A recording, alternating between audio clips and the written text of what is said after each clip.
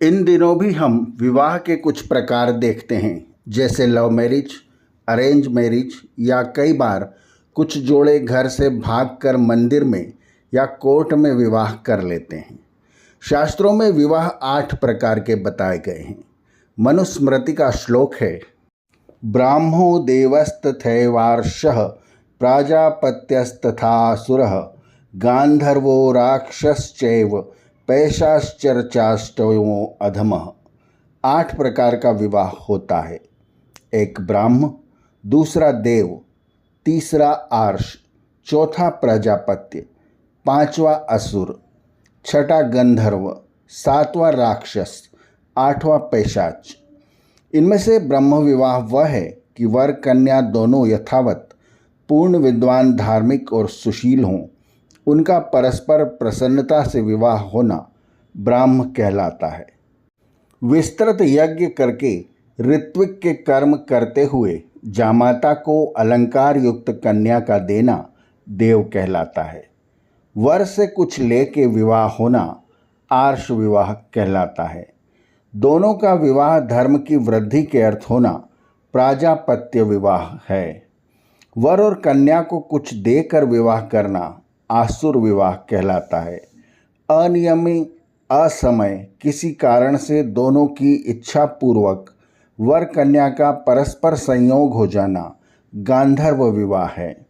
लड़ाई करके अर्थात छीन झपट के या कपट से कन्या का ग्रहण करना राक्षस विवाह कहलाता है। शयन या नशे के द्वारा बेहोश की गई कन्या से विवाह करना पैशाच विवाह कहलाता है। इन सब विवाहों में ब्राह्म विवाह सर्वश्रेष्ठ, देव और प्रजापत्य मध्यम, आर्य असुर और गांधर्व निकृष्ट, राक्षस अधम और पैशाच महाभ्रष्ट है।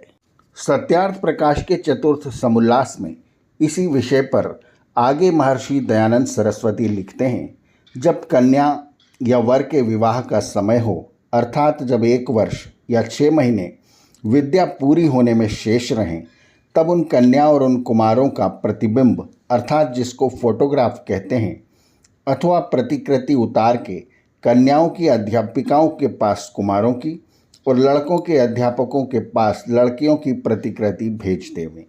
जिनके रूप मिल जाएं उसके इतिहास अर्थात जो जन्म से लेके उस दिन पर्यंत जन्म चरित्र का पुस्तक हो, उनको अध्यापक लोग मंगवा के देख लेवें।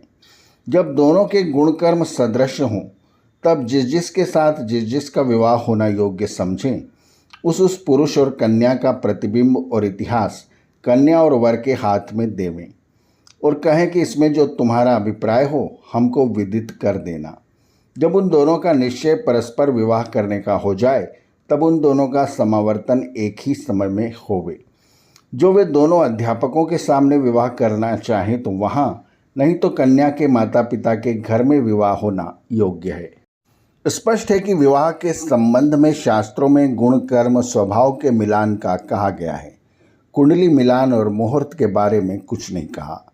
अतः विवाह में वर कन्या का गुण कर्म स्वभाव मिलाना ही श्रेष्ठ है, ताकि उनका विवाह सकुशल चलता रहे। आर्यावर्त की कहानियाँ चैनल को सब्सक्राइब करें और बेल आइकन के बटन को दबाएं, ताकि हम जब नया वीडियो लेकर आएँ तो उसकी सूचना आपको तुरंत मिल जाए। धन्यवाद। नमस्ते।